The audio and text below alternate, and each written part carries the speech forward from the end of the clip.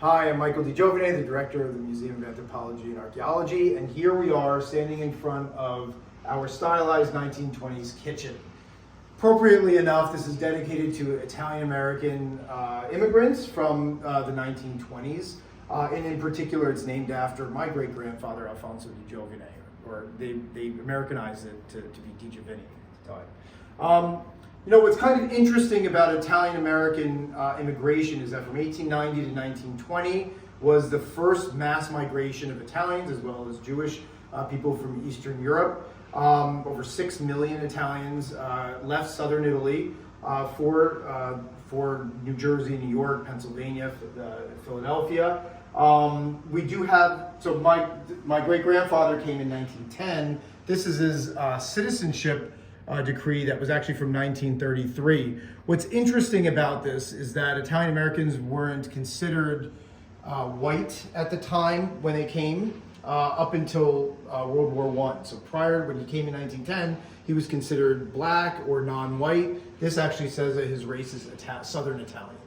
A couple of other things that I wanted to point out here. Obviously, it's a kitchen, it's a little stereotypical of Italian Americans, but at the same time, the kitchen was really the center of life and of acculturation tensions in this era, in the 19-teens and 1920s and 30s, with Italian-born family members and then their American-born kids. There's lots of stories, and I particularly urge you to read The Italian-American Table by Simone Cinotto that really talks about this era and how, you know, the new American-born children would be embarrassed by the big hoagies and things that they would be packed for school. They'd want the bologna sandwiches that the white Americans would have.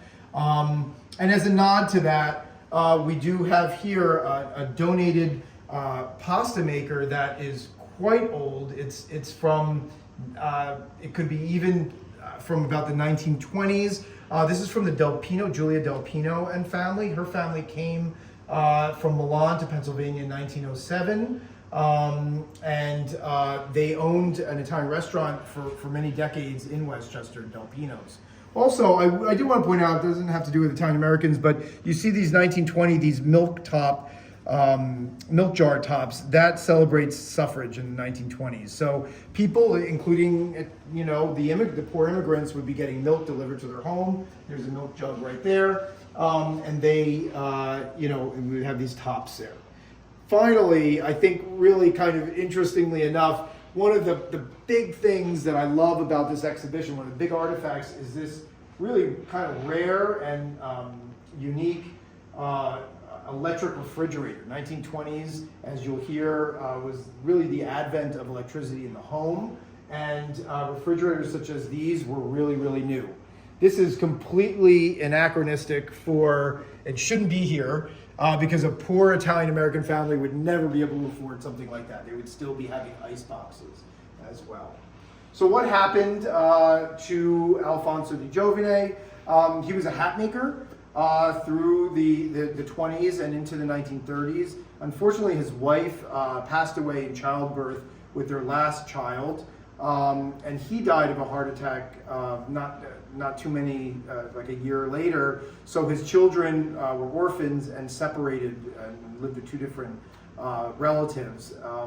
My grandfather was born in 1922, and we actually have a calendar from 1922 as kind of a throwback to him. And his other brothers joined the Army and the Navy in World War II to get out, to escape that poverty that so many of the immigrants